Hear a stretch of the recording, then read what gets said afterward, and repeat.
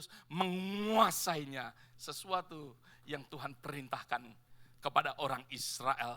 Mungkin saudara berpikir sesuatu strategi yang aneh. Saya pun juga memikirkan akan hal yang sama. Strategi yang aneh di dalam peperangan yang Tuhan inginkan, yang Tuhan ingin untuk orang Israel lakukan. Saudara bisa bayangkan bahwa mereka berkeliling sekali akan benteng Yeriko dalam sehari. Bayangkan mengelilingi akan benteng, bukankah nanti orang-orang Yeriko yang berada di atas, mereka akan menimpuk tomat, tomat bosok. Ya, mereka harus diam. Bagaimana kalau tombak? Bagaimana kalau panah? Mereka harus diam mengelilingi. Strategi yang gak masuk akal. Strategi yang aneh. Tetapi Tuhan menyuruh akan hal ini. Karena apa saudara? Ada sesuatu yang Tuhan inginkan. Yang penting di dalam kehidupan kita harus menyadarin bahwa meskipun ini adalah suatu strategi yang aneh, tetapi ini adalah sesuatu strategi yang terbaik. Dan Tuhan adalah memberikan sesuatu cara yang terbaik. Beberapa hal yang kita ingin untuk kita melihat sejenak. Supaya kita bisa mengerti akan apa yang diceritakan di dalam pasal yang ke-6 tentang kejatuhan daripada Yeriko. Saya percaya kita bisa renungkan, kita bisa masukkan di dalam kehidupan kita. Karena saya percaya di dalam kehidupan kita sering mengalami peperangan yang saudara dan saya hadapin seperti sesuatu benteng yang besar. Sepertinya sesuatu yang kita gak mungkin bisa lakukan. Sesuatu yang gak bisa kita kalahkan. Sesuatu yang mungkin kita sedikit pun gak mungkin untuk bisa mendekat kepada benteng itu. Tetapi di dalam kehidupan kita Tuhan mau untuk kita mempelajarinya akan hal ini. Ada beberapa yang aneh. Ada beberapa yang terjadi di dalam kehidupan orang Israel. Sebenarnya saudara, yang saya ingin sampaikan, yang tadi saya sampaikan pada saudara, mungkin ditimbuklah, mungkin ditombaklah, atau dipanahlah. Semua itu hanya ilustrasi saya, tapi sebetulnya ilustrasi yang salah. Ilustrasi yang salah. Saudara menyadari akan hal ini. Ilustrasi yang saya berikan seringkali itu adalah yang terjadi di pikiran kita. Nanti kita perbuat bagaimana dengan lawan kita. Bagaimana kalau kita datang untuk melawan akan iblis di dalam peperangan kita, seringkali kita takut. Bagaimana kalau iblis menang? Bagaimana kalau iblis berbuat sesuatu? Bagaimana nanti kalau saya kalah? Dan lain sebagainya. Di dalam kehidupan kita sering berpikir secara demikian. Tapi sebenarnya orang Israel berkeliling ke tembok Yeriko, mereka hanya untuk intimidate orang-orang Yeriko. Saudara perhatikan di dalam kitab Yosua pasal yang kedua ayat yang ke-9. Lihat saudara, di dalam kitab Yosua pasal yang kedua ayat yang ke-9. Dikatakan, Rahab di situ berkata kepada pengintai yang dikirimkan Joshua kepada Yeriko. Di dalam ayat yang ke-9 dikatakan bahwa, dan berkata, maksudnya Rahab berkata kepada orang-orang itu, aku tahu bahwa Tuhan telah memberikan negeri ini. Wow, Rahab, seorang pelacur, seorang perempuan sundal dikatakan.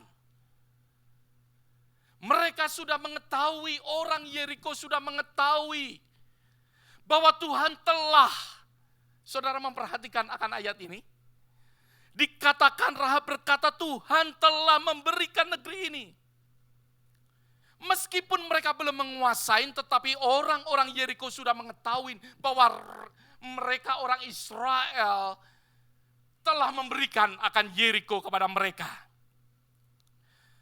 Dikatakan bahwa Tuhan telah memberikan negeri ini kepada kamu, bahwa kengerian terhadap kamu telah menghinggapin siapa? Menghinggapin kami. Orang Yeriko, perhatikan, orang Yeriko, mereka sudah ketakutan. Berapa banyak percaya amin?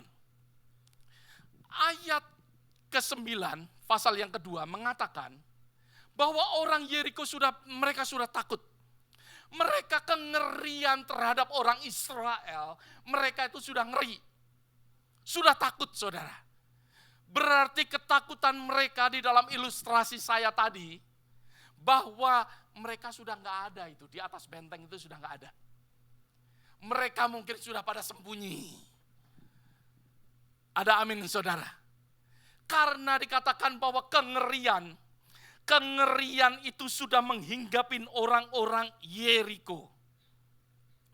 Dan segala penduduk di negeri ini gemetar menghadapin kamu. Apakah mereka sudah, orang-orang Israel sudah menunjukkan akan dirinya kepada Yeriko? Belum. Orang Israel hanya mengirimkan pengintai. Orang Israel belum sampai di Yeriko. Tetapi apa yang terjadi, saudara? Mereka sudah gemetar. Mereka sudah ngeri. Bukankah iblis? Karena Yesus sudah menang di atas kayu salib. Dan sebenarnya iblis itu tinggal menunggu waktunya. Ada amin, saudara. Iblis sudah gemetar di dalam kehidupan kita. Sebagai anak-anak Tuhan yang akan menginjak kepala ular. Ada amin. Menginjak akan kepala daripada iblis. Iblis sudah dikalahkan dan waktunya akan tiba. Maka dari itu di dalam kehidupan kita, meskipun kita hidup di dalam battle, tetapi sebenarnya kemenangan itu sudah ada dan iblis sudah gemetar. Seperti Yeriko pun sudah mengalami kengerian. Iblis sudah gemetar, orang Yeriko sudah gemetar menghadapi akan orang Israel. Maka dari itu saya katakan, sudah nggak ada itu. Orang Israel di atas, orang Yeriko di atas benteng sudah nggak ada. Mereka sudah ngeri. Mereka sudah gemetar. Mereka sudah kumpul di satu tempat maybe. Ya. Dan mereka mungkin nggak berbuat apa-apa. Sudah ketakutan. Sudah gemetar. Dan Tuhan pakai. Pada saat orang Israel berkeliling. Mengelilingin akan Yeriko. Mereka hanya menakut-nakutin. Akan apa? Akan Yeriko. Kenapa? Tuhan memberikan 6 hari kepada Yeriko. Saya percaya, kalau sampai saat ini saudara dan saya masih hidup, Tuhan memberikan kesempatan. Either kita bertobat, Tuhan memberikan kesempatan untuk kita mengabarkan Injil. Seperti orang Israel berkeliling. Supaya orang Yeriko melihat bahwa dia adalah Allah. Allah Israel adalah Allah satu-satunya yang berkuasa. Lebih daripada segala hal. Ada amin, saudara. Pada saat mereka berkeliling akan Yeriko, supaya orang Yeriko bertobat, Tuhan menghendakin supaya setiap orang selamat. Setiap daripada manusia itu selamat. Maka dari itu, kalau Tuhan gak datang-datang, lakukan saja apa yang Tuhan mau di dalam kehidupan kita. Amin, saudara. Gak perlu kita worry, kapan sih? Bener gak Tuhan datang? Tuhan ingin sih.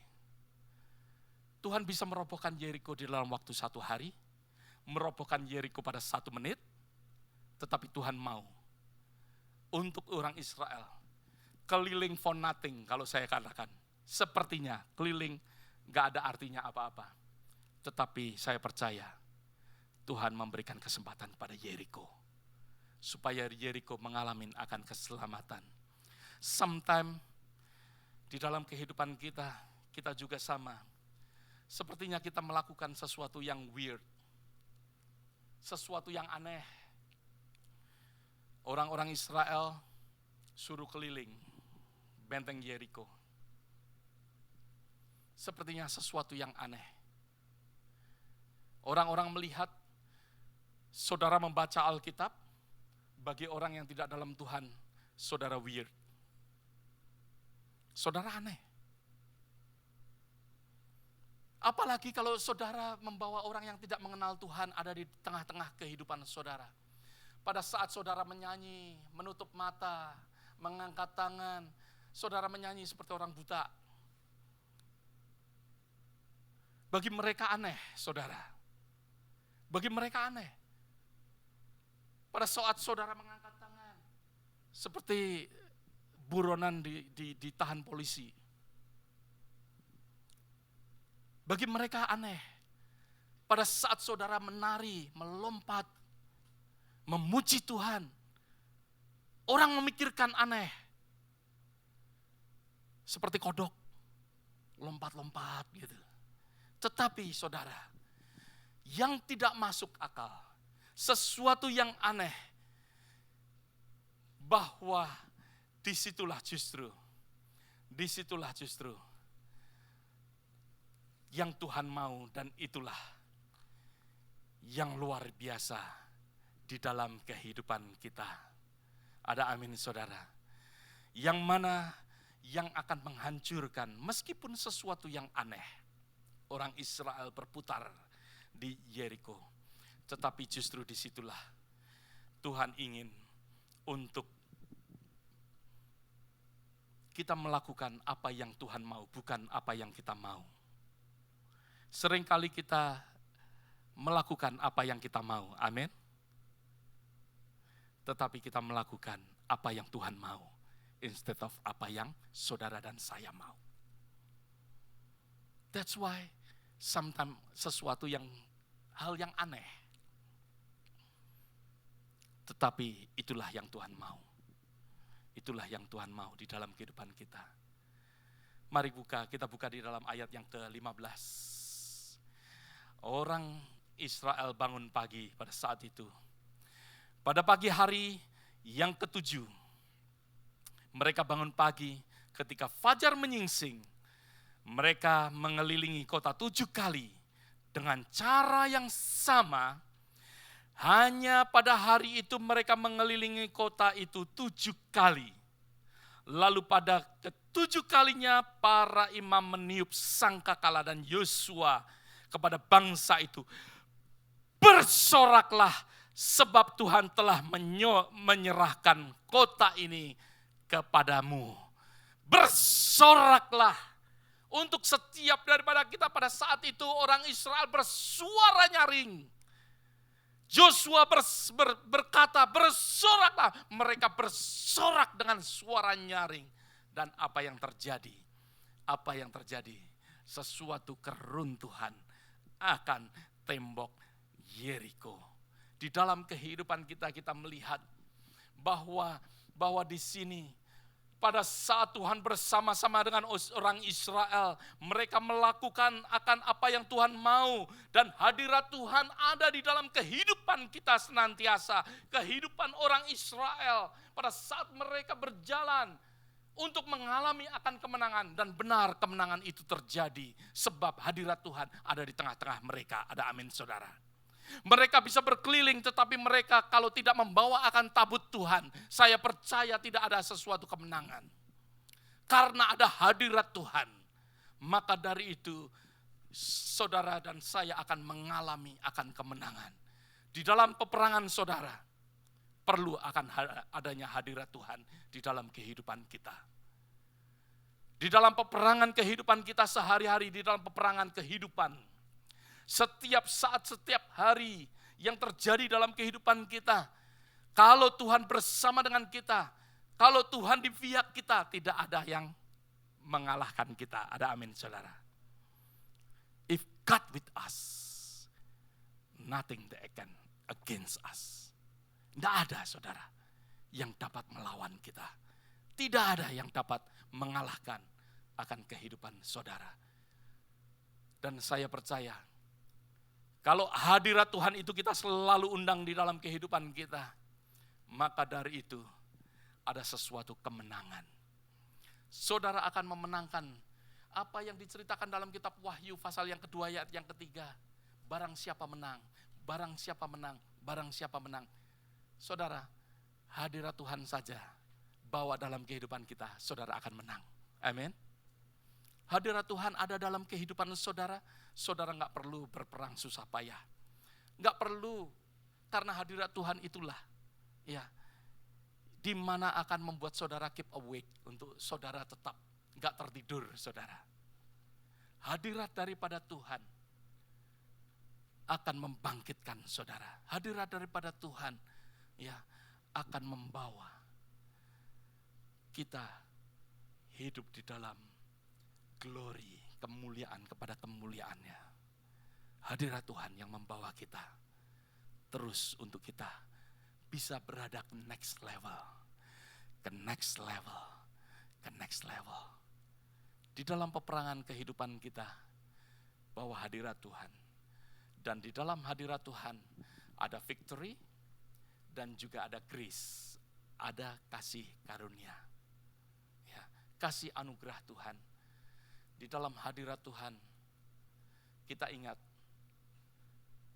pada saat pengintai itu berada di Yeriko, Rahab berada memilih untuk berada di pihak daripada Tuhan. Maka dari itu Rahab bersama dengan seluruh keluarganya dan orang-orang yang berada di rumah Rahab, yang di situ ada apa, tali ya, tari ungu ada di situ di rumahnya. Maka dari itu semua yang ada di rumah Rahab mereka selamat. Dari hal ini kita bisa melihat hanya keputusan kita. Rahab memilih, meskipun hidupnya di dalam dosa sebelumnya, meskipun dia sebagai seorang perempuan sundal, Alkitab katakan, tetapi dia dituliskan di dalam kisah daripada orang-orang yang menang di dalam iman. Bahkan di dalam kitab Yakobus pasal yang kedua dikatakan, di pasal yang kedua ayat yang ke-25 dikatakan bahwa Rahab pelacur itu dibenarkan oleh perbuatannya. Biarlah di dalam kehidupan kita boleh selalu senantiasa dibenarkan oleh pilihan kita. Untuk kita memilih akan hadirat Tuhan senantiasa ada di dalam kehidupan kita. Jangan Tuhan tinggal di mana-mana. Tuhan senantiasa panggil, Tuhan undang. Di tengah-tengah rumah tanggamu, Tuhan undang. Di tempat pekerjaanmu, jangan Tuhan tinggalkan. Ya, jangan Tuhan tinggalkan di rumah. Bawa ke tempat kerja. Bawa dia ada di kehidupan bersama-sama dengan teman-teman saudara. Rahab memilih, disitulah kasih anugerah daripada Tuhan ada. Tidak hanya kemenangan di Yeriko, tetapi di situ juga ada kasih anugerah daripada Tuhan. Pada saat hadirat Tuhan itu ada, kemenangan terjadi dan kasih anugerah daripada Tuhan ada di dalam kehidupan orang-orang yang mana membuat keputusan untuk memilih Tuhan. Ada di dalam kehidupannya. Di dalam kehidupan saudara, saudara mau mengalami kemenangan, pilih Tuhan. Ada di dalam kehidupan saudara. Amin, saudara. Biarlah kita boleh selalu senantiasa hidup di dalam kemenangan. Kemenangan itu telah dimenangkan oleh Tuhan. Kuncinya hanya membawa hadirat Tuhan di dalam kehidupan kita. Saudara yang belum menerima Tuhan sebagai Tuhan dan Juru Selamat, undang dia ada di dalam kehidupan kita. Undang Tuhan ada di dalam kehidupan saudara. Mungkin saudara ya hidup di dalam sesuatu di mana yang mana perlu untuk adanya sesuatu ya untuk kita menanggalkan akan dosa-dosa kita supaya Tuhan dapat masuk dalam kehidupan kita. Supaya Tuhan bisa tinggal di dalam kehidupan kita. Jangan ada dosa, tanggalkan. Pilih sesuatu yang baik untuk Tuhan boleh tinggal di dalam kehidupan kita dengan menanggalkan segala dosa kita. Biarlah hari ini kita boleh membuat sesuatu keputusan di dalam kehidupan kita untuk mengundang Tuhan. ada di dalam kehidupan kita. Kita akan mengambil perjamuan kudus pagi hari ini.